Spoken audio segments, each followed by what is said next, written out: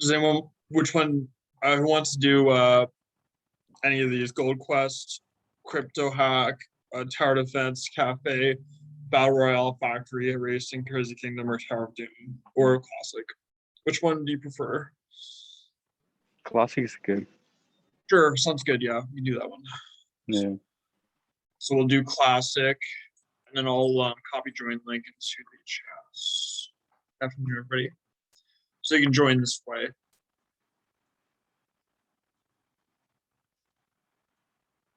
So I'll play two.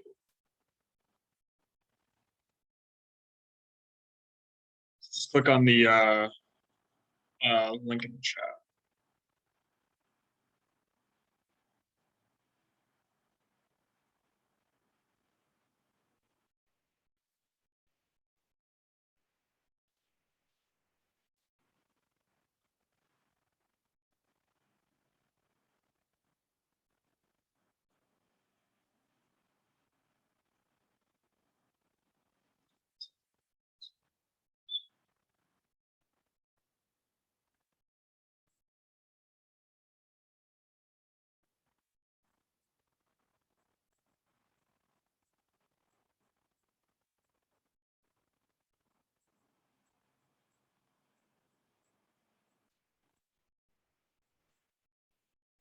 I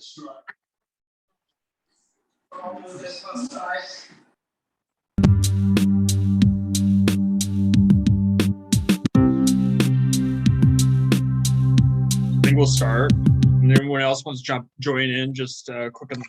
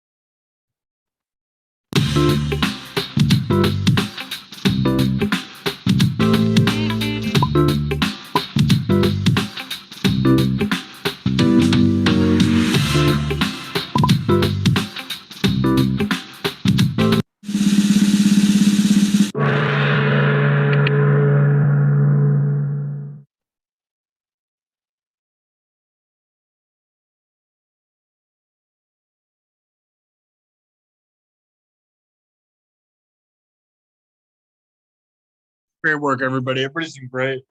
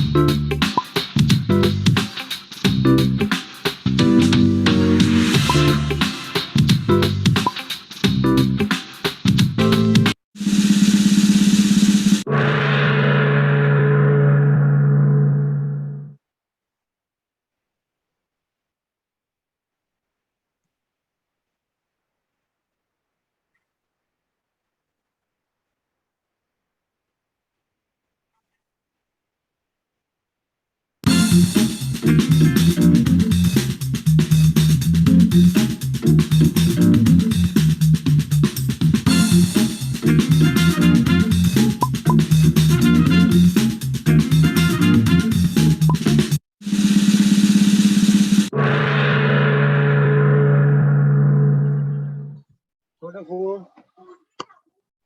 phone ਤੋਂ ਮੈਂ link click ਕਰੋ ਆਪੇ ਹੋ ਜਾਂਦੀ ਜਿਹੜਾ ਉਹਨੇ ਲਿੰਕ ਭੇਜਿਆ ਉਹ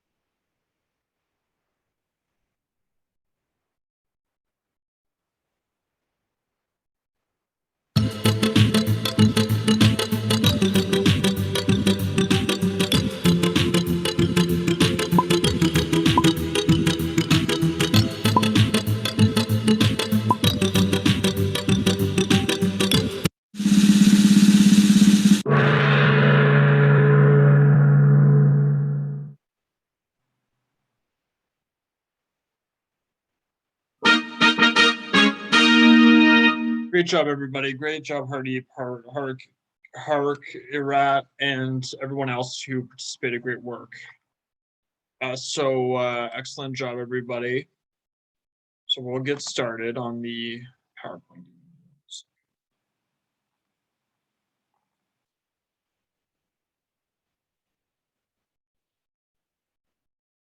So that's a good start to business ethics.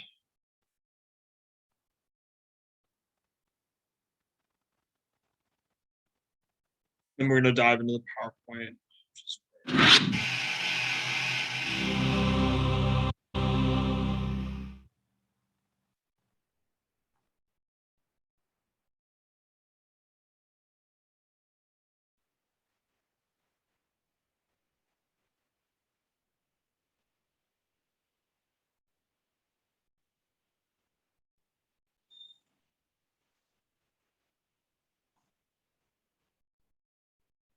So with the assignment number 1, it was really well done. People did very well.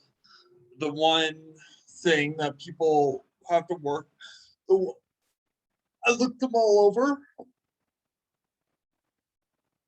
and the one thing that some people didn't include was not everybody included the part 2. So you had to include your footprint calculator, your ecological footprint, and how to reduce your emissions. Some people didn't include that, so I left notes to people who didn't include it to add that and then resubmit it. And then some people didn't put enough detail into the ways to reduce resource use. So you have to put more detail and put more ways to reduce resource use. And then also some people didn't do APA references, so I told them to put a reference list with APA references. So those were some of the criticisms, and also some people didn't cite in the APA. Some people just put the link of the website down. You have to put into APA referencing. So those are the main things for the assignment. So next time you'll do even better if you put all that in. So that's just what I wanted to show you. And then the requirements, you had to go through the other definitions of CSR in the textbook, and then talk about the definition, and then talk about what the definition means. And then you talk about your definition, how it aligns with your thoughts of CSR. So you would focus on the definition of CSR, find one, and then as well, so you take the definition and talk about what the definition means. And then you talk about your definition, how you think it matches up with your view of CSR.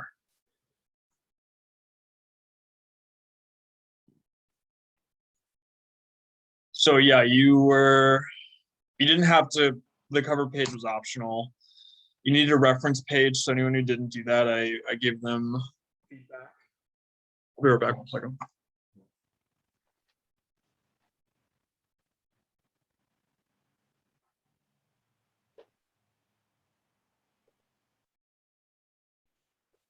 And then the word count didn't really matter that much, it was more of a guideline. And then the proper sentence structure, grammar, and spelling. You use APA, so people just put down the link. Next time, just do APA, because I gave you some marks off if you just put them in website down. And then double spaced Arial 12-point font, that's more optional. And then Word document, it's more optional. I accept PDFs too.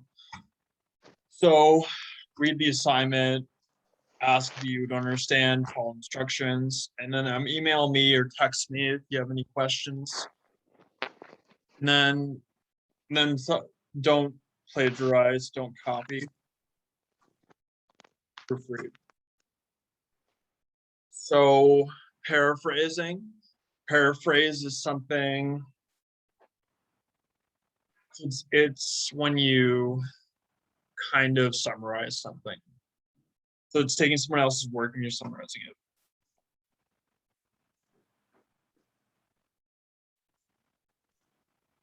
So this week, we're going to go through the week 3 review, corporate social responsibility and business ethics theory, code of ethics and link to governance, QRES model for implementing ethics codes, and introduce assignment number 2. So we're going to go through the basics and fundamental definitions of business ethics and the relationship with CSR. We're going to connect code of ethics and corporate governance within CSR. We're going to talk about the 3 main categories of ethical theory. And we're going to talk about the QRES model for managing ethics in business. So my first question is, which of the following factors encourage CSR activities? So which state in the chat, which one do you think is the right answer? Or you can unmute.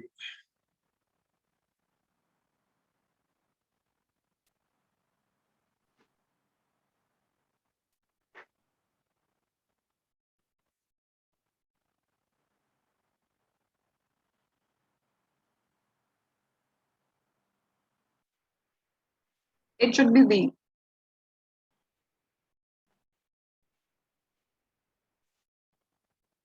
Excellent. Okay, so it turns out that it's going to be, this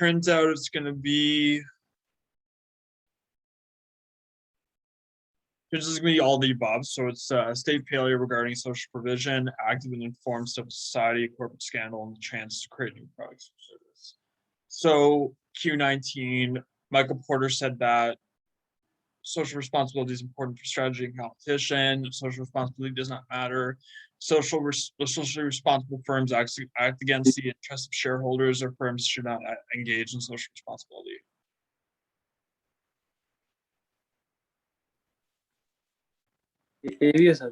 Let's see. Yes, a social responsibility is important for strategy and competition. That's great. And then the concept of CSR is necessary because what? It's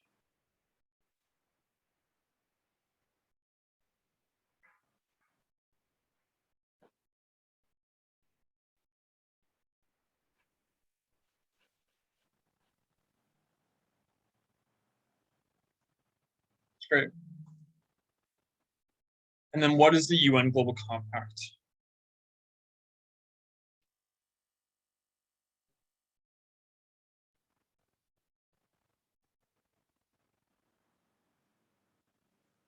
It's 10 voluntary rules that corporations who sign up should follow. That's great. So the CSR Global Compact was created in 2000, and it's called for companies around the world to align their strategies with 10 universal principles in the areas of human rights, labor, environment, and anti-corruption. So there's 10 principles. Support international human rights. Make sure own corporations are not complicit in human rights abuses, freedom of association, don't have any compulsory labor, don't have child labor, don't have discrimination, be precautionary in environmental challenges, have initiatives to be environmentally responsible, develop environmentally friendly technologies, businesses should work against corruption. So principles, CSR and business ethics, CSR and stakeholders, CSR and supply chain, CSR and human rights and labor. So we're going to go through that in the principles section. So business ethics and ethics in government were a problem during Watergate. And then in the 70s and 80s, it focused again on morality. And Watergate was the Nixon administration. They broke into the Democratic National Committee offices in Watergate, and they committed a lot of law breaking doing that. So that was unethical in government. Trust and integrity and ethical dilemmas were thought to be subjects which can be taught to business and government leaders. Complexity that comes with globalization and a relationship between developing and the developed nations, the growth of scientific and technological advances can create new ethical dilemmas such as genetically modified GM foods, both business ethics. So yeah. And then business ethics is about applying business ethics to all business behaviors and the business conduct. And the CSR agenda is focused on how the organization meets stakeholder needs and positive effects. So we're going to do a breakout room activity where you're going to talk about who you are to each person to introduce yourself, and then talk about what business ethics are and why do ethics matter, and why a business without ethics is a bad business. So we're going to do that for a bit, and then we're going to come back to the main room. So make some breakout rooms.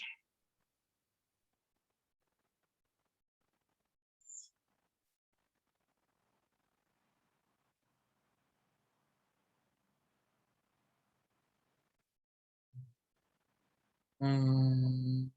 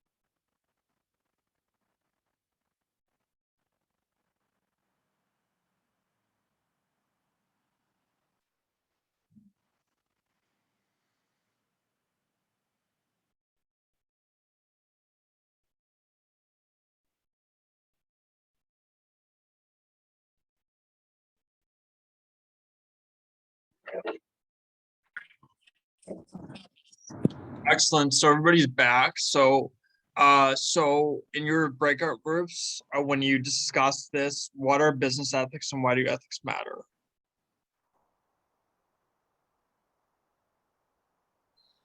You can unmute or state in chat what you think. Can I go first? Sure. Okay, so my group discussed that business ethics refers to the standards for morally right and wrong conduct in the business. And it partially defines the conduct, but legal and ethical aren't necessarily the same. And it is important because corporations establish business ethics to promote integrity among their employees and gain trust from key stakeholders, such as investors and consumers. That's good. Yeah. Excellent. Yeah, it's important. The trust that employers have with their customers and stakeholders is key because that allows for integrity, and that's really what creates brand. Brand is trust and brand are very interconnected. And anyone else for what are business ethics and why do ethics matter?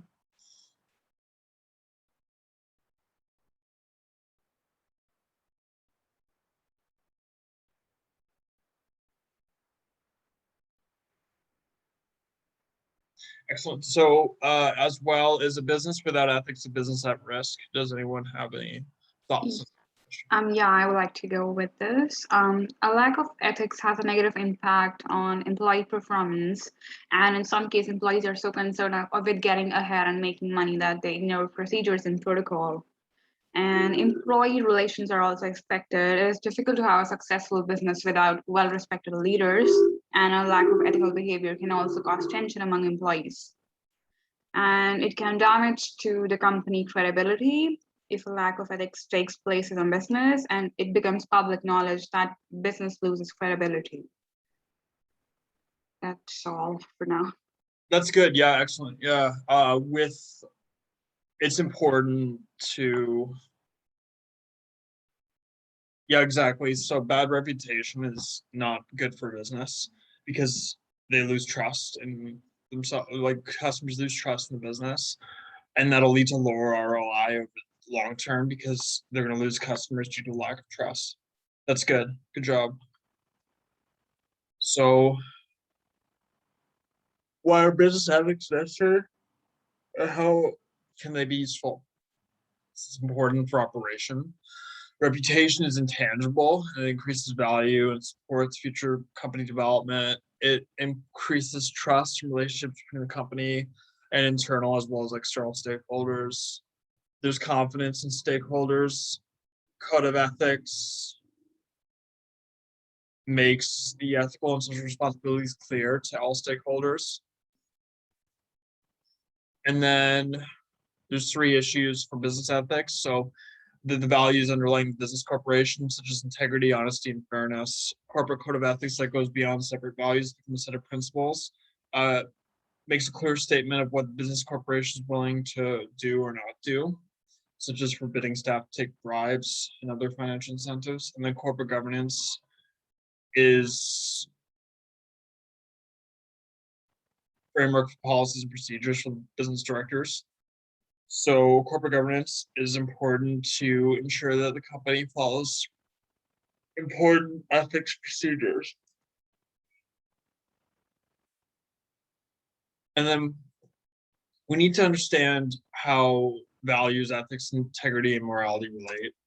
So personal values drive ethical values, and personal ethical values can conflict with your morality. So behaviors are the actions you take on based on reconciling your moral conflicts, and professional ethics are an outcome of this. So what's the universal value? What is a value? What does it say that a value? So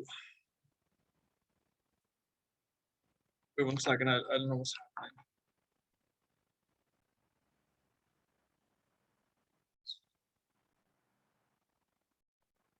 So what's the universe? So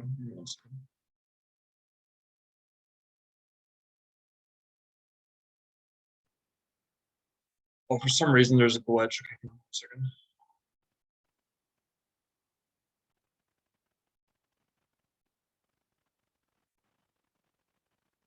Use timings. Okay, I see. Okay, I think okay.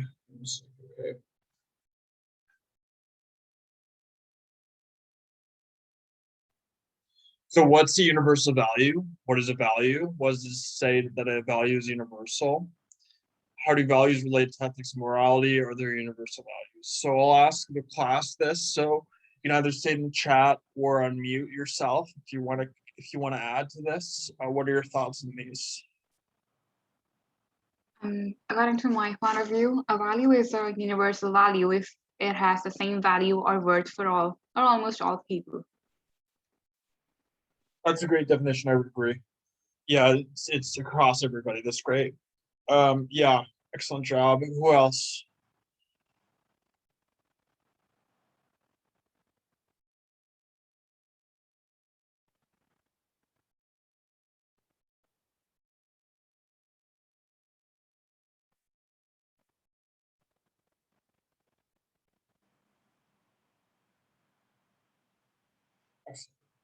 So yeah, universal is all across all human beings, universal across all cultures, all religions, and all legal and political systems. So yeah, that's a good job.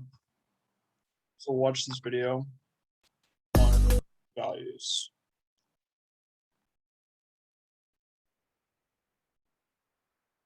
Yeah, that's good. Yeah.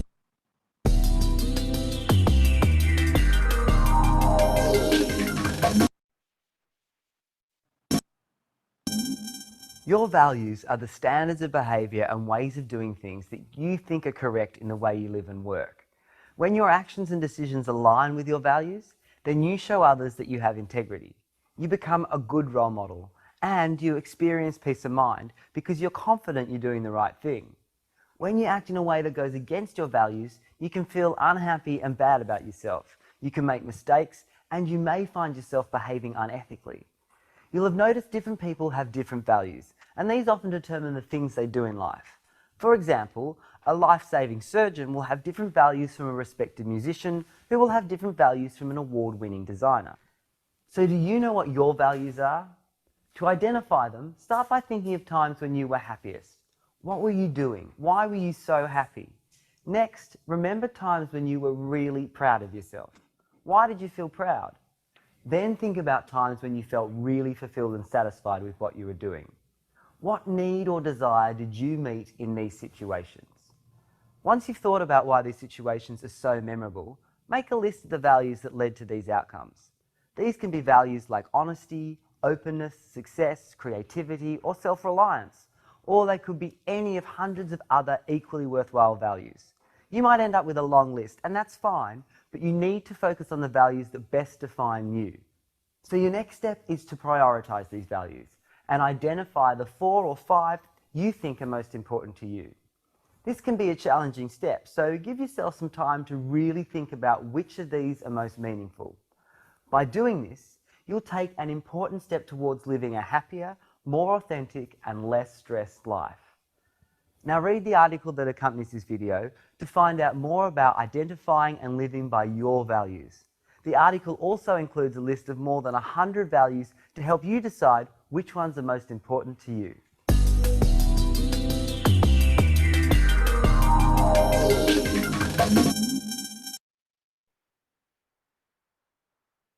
So personal reflection time. So think about your personal values and when you're happy, when you were proud, when you're fulfilled, and why did you feel that way? So think about that and then state in the text, state in the text what your personal values are.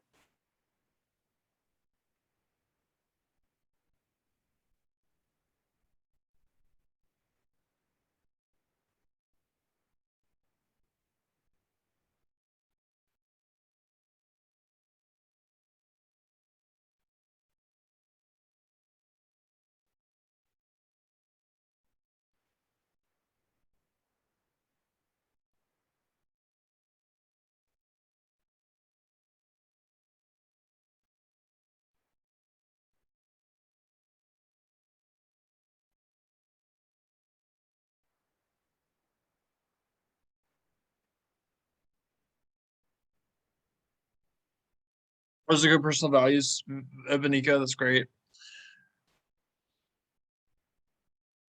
Excellent. That's a good personal value, Susanna. Yeah, those are all good. That's great. So yeah, like those feed into when you feel happy, when you're proud, when you're filled. So they all feed into those. So these personal values are very important to feeling those ways. So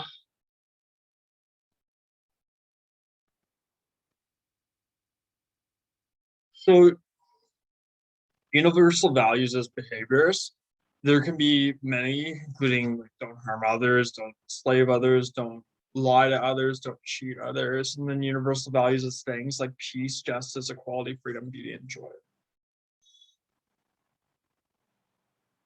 So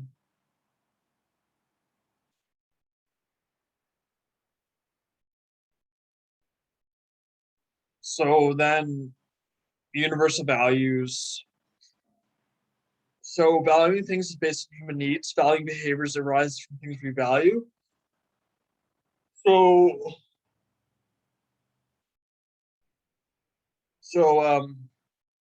behavior one, I will not harm others. Behavior two, I will build up my defenses as not to be harmed, and which will achieve what I value better. So in this case, so an international soft drink company has a signature soft drink that it sells all over the world. In India, the version of the soft drink complies with Indian food and health regulations, but is less healthy than the drink sold in the European market where the law is stricter. The soft drink companies are obeying the law in India, but selling an inferior, less healthy product in a developing country. So what are the issues of integrity, ethics, and law posed in the case study? What options does a soft drink company and the government of India have, and what should they do and why? So, any thoughts on that question? Stay in the chat or unmute yourself.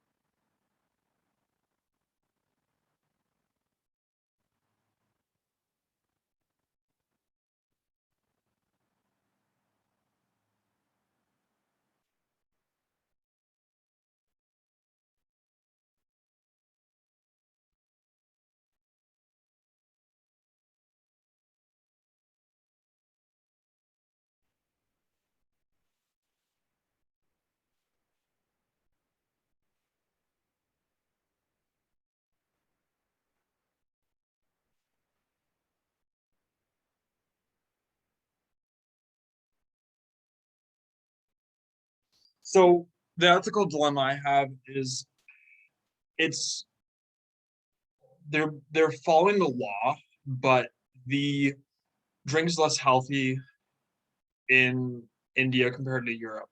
So that's unethical because you're making the people in India less healthy. So I know that it's legal, but it's unethical because the people are less healthy in India. So the company should, based on their brand, they should sell a drink that's as healthy as the one in Europe, just to be ethical from a brand perspective and to support the people in India instead of just treating them differently. I think that's important. So we're gonna do a breakout room activity. So think about the case study and what the issues of integrity, ethics, and law posed in the case study are, and what options does the soft drink company and the government of India have, and what should they do and why. So let's yeah,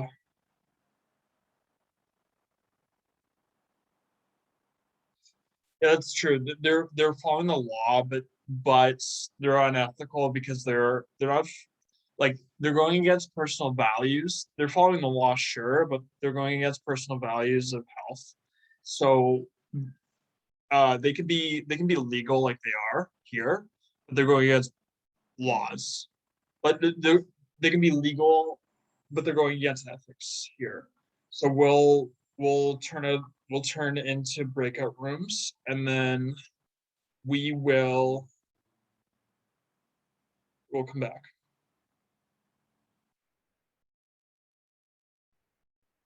So you're gonna go into breakout rooms for a few minutes and just discuss the situation, then we'll come back and then we'll discuss what you.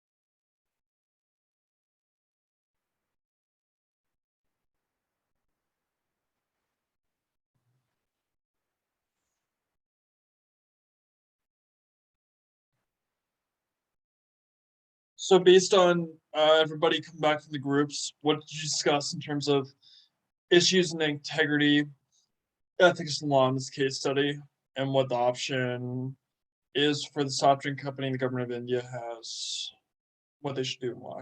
So what did you discuss in the groups? Excuse me.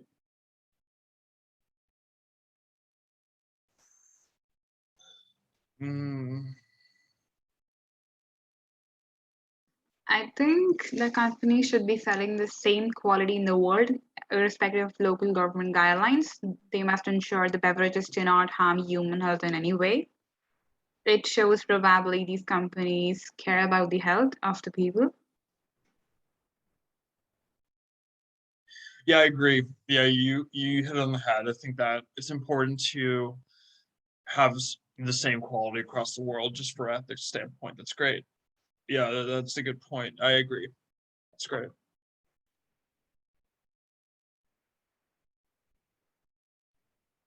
So how did you define ethics? How would you define ethics? Main aspect of ethics, it's principles that we use to make decisions and make our lives. So can you provide an example of ethical or unethical behavior? Anybody? What's a good example?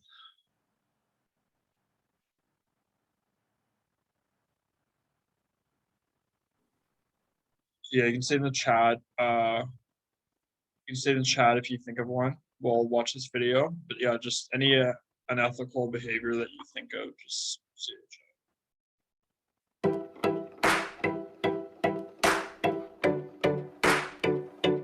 How many decisions do you think you make each day? If you ask the internet, the answer will range from 70 to 35,000. If you ask us, it's the wrong question to be asking at all. That's because we're interested in ethics. We're not concerned about the quantity of your decisions. We care about their quality. You might want to think of ethics as a tool that helps us create the difference between a good decision and a bad one. Ethics is the branch of philosophy that asks the practical question, what should we do? This leads to the study of things like values, principles, beliefs, and norms. These are the things that shape our choices. Ethics asks us, how should we live? What choices should we make? And what makes our lives worth living? It tries to help us define the conditions of a good choice and then figure out which of our available options is the best one. Let's say a close friend, Lee, confides in you that they're struggling with depression. They're feeling isolated and alone, but whenever they're invited to go out, they find it impossible to do. Lee insists they don't want anyone else to know. They're trusting this information to you alone. A few days later, another friend comes to you, frustrated about Lee. Lee's flaked on plans at the last minute yet again, and your friend has had enough. They've decided they just won't bother inviting Lee out anymore. So you're torn. If Lee stops being invited to things, the isolation could make them feel even worse. Sharing information about their depression might help Lee be treated with more empathy and compassion. But it would be a breach of trust. And if Lee found out, especially in a vulnerable state, who knows what might happen? What do you do? Keep the secret and allow Lee to be socially isolated? Or break Lee's trust, but do it for their benefit? Answering this question means getting clear on what matters, our values and principles. Our values are the things we hold to be good and therefore care about most deeply. Things like justice, knowledge, family and equality. In this case, we're likely to value both trustworthiness and compassion, which pull us in different directions. So it looks like an appeal to values alone won't let us solve this dilemma. We don't just need to know what's good, we need to know what's right. This is where principles come in. They help us draw a line in the sand. They determine the acceptable ways of getting the things that we value. So what's our guiding principle with regard to Lee? Some people might adopt a principle like be true to your word, meaning you keep Lee's confidence no matter the risks. Others might be inclined towards a principle like act in people's best interests and decide that it's in Lee's best interest that people know about the depression. Of course, there are still ambiguities, which is part of what makes ethical decision-making so complicated. So how do we select which values and principles to adopt? And how do we make choices when we face a conflict of values and principles? Good versus good, right versus right. What helps to orient our judgment is a connection to purpose. What's our guiding North Star? What's our reason for being? Think about Lee again. Now, think about the purpose of friendship. What are friends for? Think about why Lee decided to tell you in confidence. Your purpose as Lee's friend is to share their life with them, the highs and the lows. But it's their life and it's their decision on who they share it with. Lee chose to share this information with you alone. Given this, even if you prefer to act in people's best interests, thinking about purpose and thinking about Lee's purpose might encourage you to take a different path. Every time we make a choice, we change the world. What kind of world do you want to live in? Whether you make 35,000 choices a day or just one, what's important is that you make choices that are good and right. Choices you can justify, ones you can be proud of. That's what makes the choices actively yours.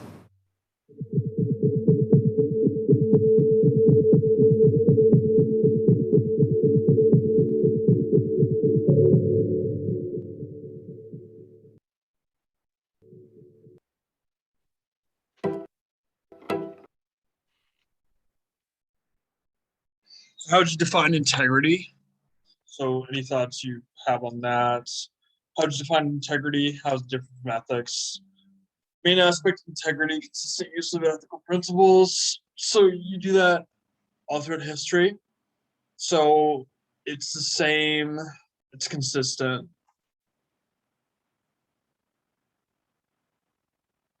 And how is it different from ethics? So ethics, integrity compared to law. The law advises what we're allowed to do without legal punishment. Ethics, integrity advises what we should do. So why do we have problems being ethical and having integrity and complying with the law? What do you think is the reason why we have problems being ethical, having integrity, and following all laws? Stay in the chat or on mute.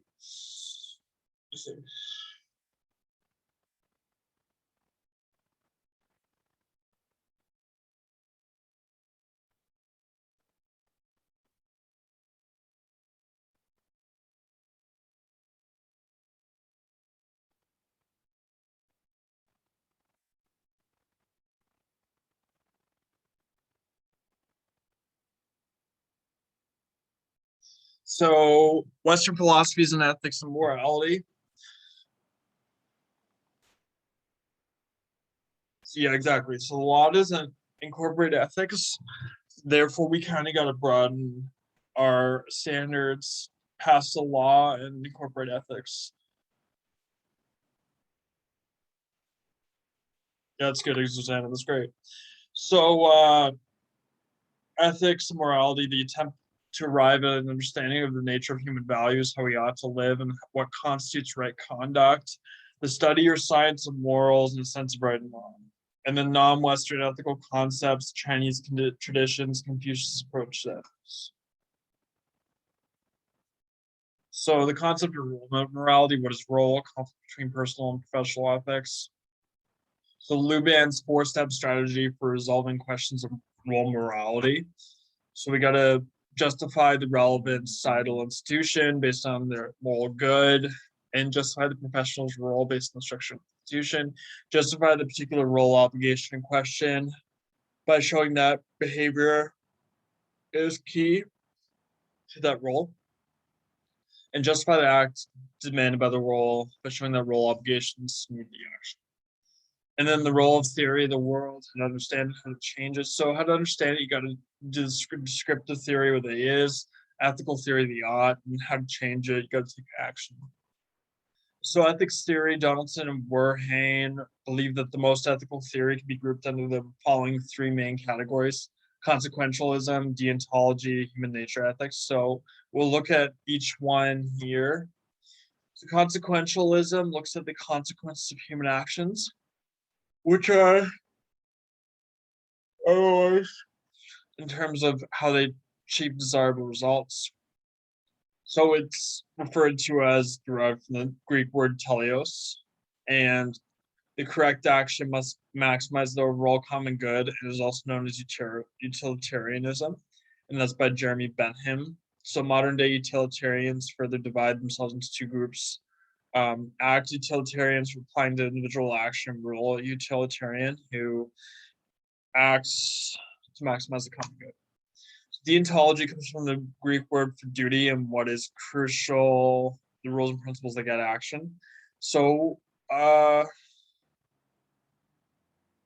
Immanuel Kant, he focused on duty and universal rules for ethical actions. And then as well the social contract approach. So we need to ensure that everyone adopts certain values. In ethics theory, Aristotle showed that human beings have shared personalities, and then human development is just perfecting human nature. And we need to be the most robust version of ourselves, not we can't be different people.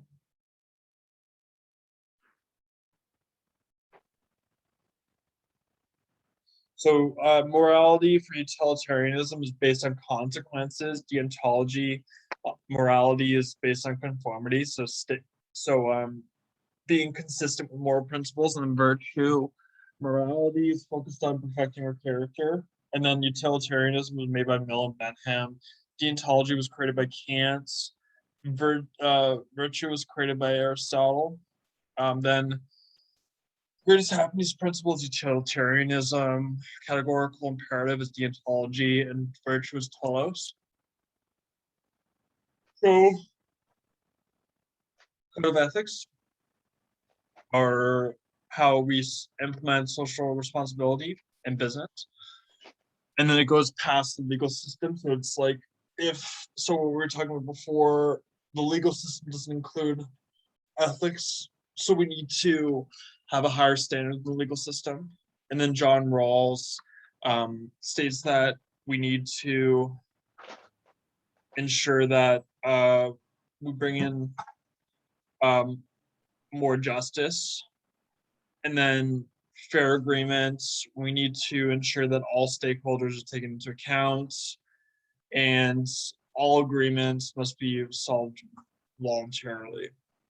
So the 6 management tools, the QRES model, are ethical vision, code of ethics, ethical training, organization systems and implementation, contract, social and ethical accountability, and external verification. So this explains, so the QRES model is made up of ethical vision. So it's focused on ethical criteria.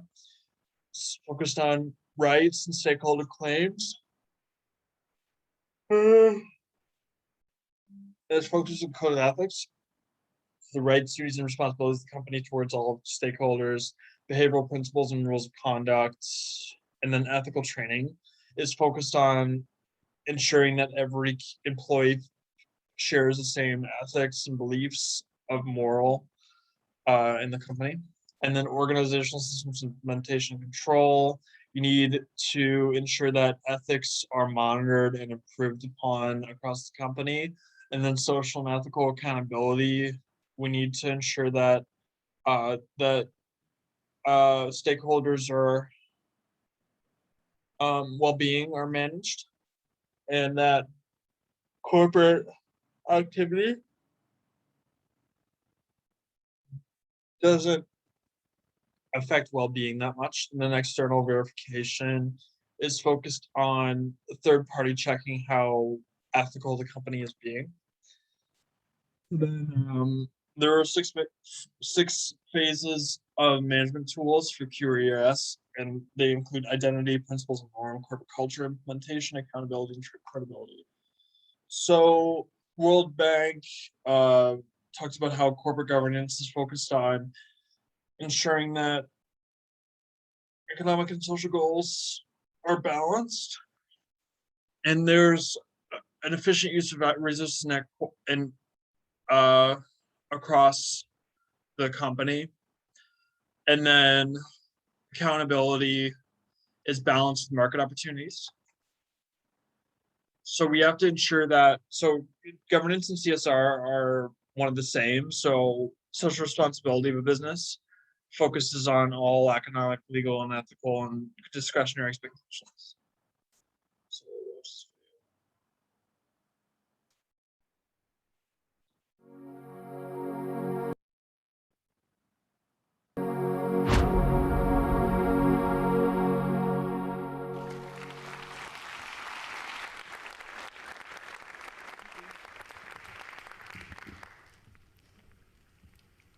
Hi.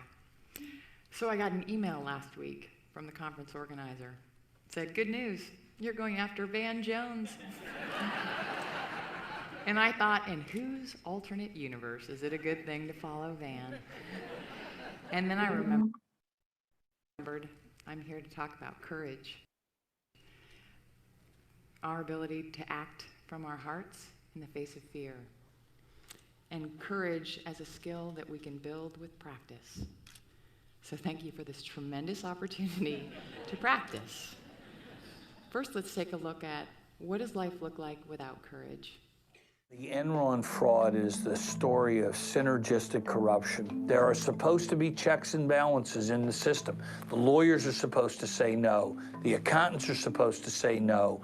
The bankers are supposed to say no, but no one who was supposed to say no said no. So has anything changed in the last 10 years? And please raise your hands when you've had enough.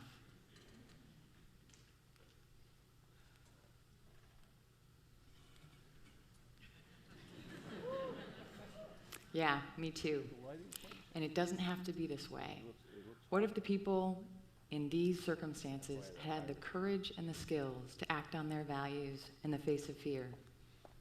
I met a man who did in exactly one of those types of circumstances. We'll call him Ted.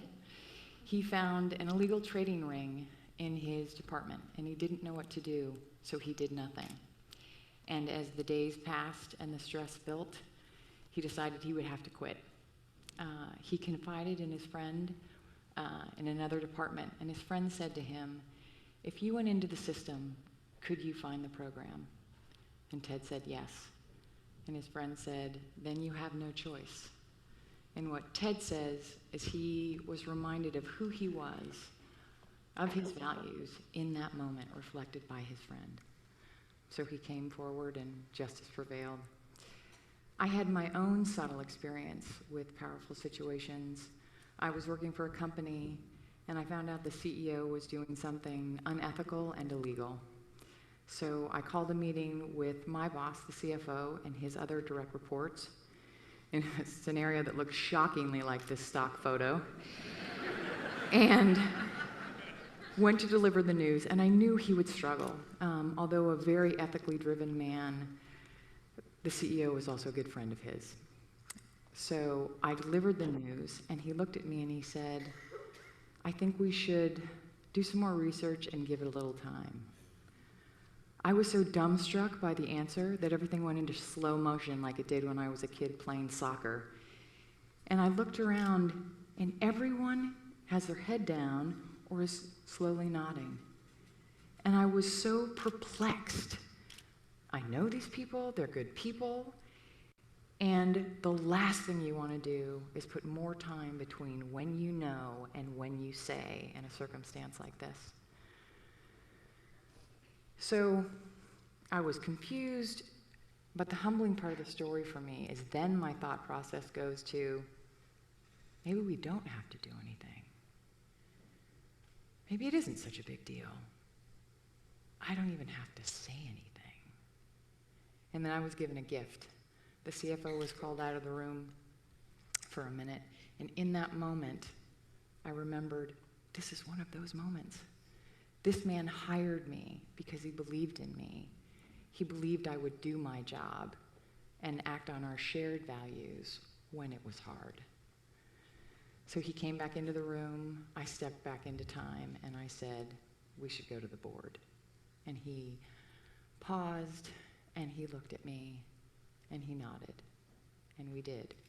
But what I will never forget is that I am, and we all are, vulnerable to situational influence all the time. It's just natural human wiring. Thanks for sharing that. This from our founder, Dr. Phil Zimbardo. He found this out in 1971 when he conducted the famous Stanford prison experiment that showed that even the most ethical and compassionate among us can easily betray our values in the face of a challenging situation. I won't make you raise your hands for this one, but think back over the last 6 months. How many of you have been in a situation where you thought, someone should do something, or I should say something? And think of the subtle ones, because those are often the ones that get us. And you and no one else did anything. It's natural. It's a natural human tendency to be a bystander, to follow a leader or a group that we know is doing something wrong for a sense of acceptance or a sense of security. The good news is we get to choose. But it's even harder for us in business to do the right thing.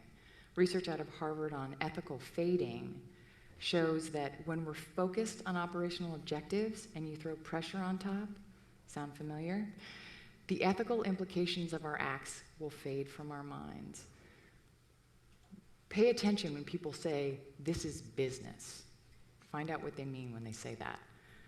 So now the good news is we get to choose. Between stimulus and response, there is a space. And our work is about using that space to get us to reconnect to our values, to our hearts, to our natural wisdom to act courageously. The kids in our program call it the magic pause button. The way we do that is we use something called social fitness training. It was developed over 25 years by Dr. Lynn Henderson. And the great news about it is with practice, we can actually retrain our brains to override our natural fear response to act consistently on our values in the face of fear. Start to think the key aspects of her work to remember. Start to recognize your patterns. Where do you stand up easily and where do you not? Once you know your patterns, practice the situations that scare you. We call them social flight simulations. And just like with pilots, if you practice with some level of fear, it creates the muscle memory so that when the actual moment arises, you can act in the way that you've practiced. You start to use that shot of fear or adrenaline as your cue for mindful action versus avoidance. In neuroscience, they call it priming the brain. So how do we foster these ethically courageous corporate cultures? Become a pattern interrupter. Start to interrupt your own patterns. Create your own pause button. Create it for your teams in your organizations. I think if we can all agree, if we look at the challenges facing our economic system, our political system, and the world at large, we're going to need a bigger pause button. What I also know by our work is that we're all born with the innate capacity for courage. It's a choice, one I hope we'll all make, and it matters. Thank you.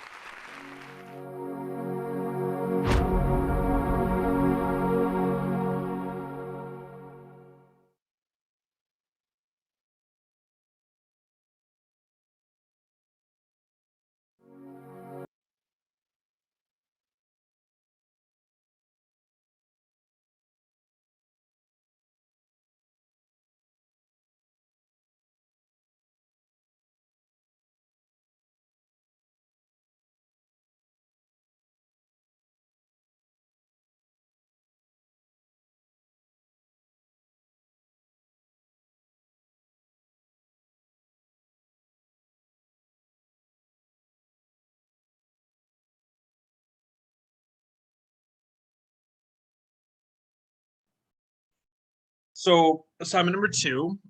So it's gonna go through, you pick a company and then you go through their corporate social responsibility initiative. So it can be an M&E company, global operations. So you can do any company. You could also do companies that are not around anymore, like Enron, which we talked about last week, and also was referenced in one of the videos.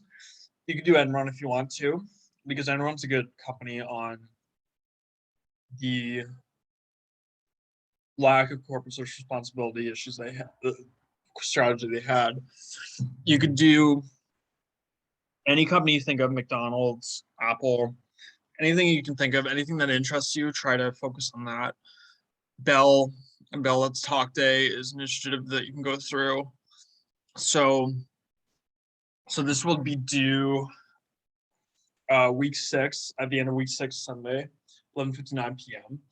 So that's not Not this Sunday, not next Sunday, the Sunday after. So yeah, so it'll be due. I'm just gonna check which Sunday is due. So it will be due.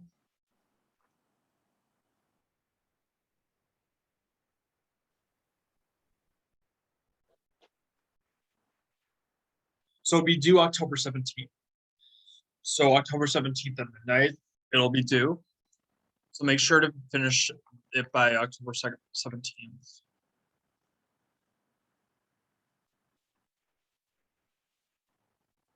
And then everyone will be presenting the week after. So like, it'll be about 3 people presenting each week, 3 or 4. And I sent you the schedule in email. So let me know if you don't know your time on when you're presenting. But yeah, just let me know if you have a question about the company that you want to do. Send me an email. It can be any company, even companies that aren't around anymore. So Enron could be a good one. That's my favorite one because it's a very interesting story. Lehman Brothers, which went bankrupt in 2008 because of the financial crisis. You could do any of the banks in 2008 because their ethics were were a very big problem. So you could do any of those companies. So the breakdown is slide 1's a cover slide. Slide 2 is an overview of the company selected, size, employees, countries operating in, the industry they are in, e.g. beverages, any other interesting facts, an overview of one example of CSR initiative that the company is involved in. For slide 3, what is it, where is it, who's involved, any other interesting facts. Slide 4, discuss the impact of the initiative, think triple bottom line, positive and or negative outcomes. Slide 5, review of the initiative and identify why it worked or why it did not work, relating it to concepts and discussion from the first 3 weeks of course material. Slide 6, what essential business case benefits do companies get by working on international development? Can you name 3? And then references, so APA. So week 5, CSR and stakeholders, read and review chapter 6 in the text. Assignment number 2 is examples of CSR initiatives. Due week 6, Sunday, 11:59 p.m. Upload to Conestoga and read chapter 6 in the text. So these are more readings. I think we'll take a break. So we'll take a break until 1:45. There'll be a longer break than usual, but we'll come back at 1:45 and then we'll finish, like we'll do the rest of the class. So I'll give you until 1:45 and we'll meet back, okay? So 1:45 we'll come back. So have some lunch, get some coffee. And then lunch. So we'll come back at 1:45. So we'll come back at 1:45 and we'll see you at 1:45. So take a break, everybody. See you then.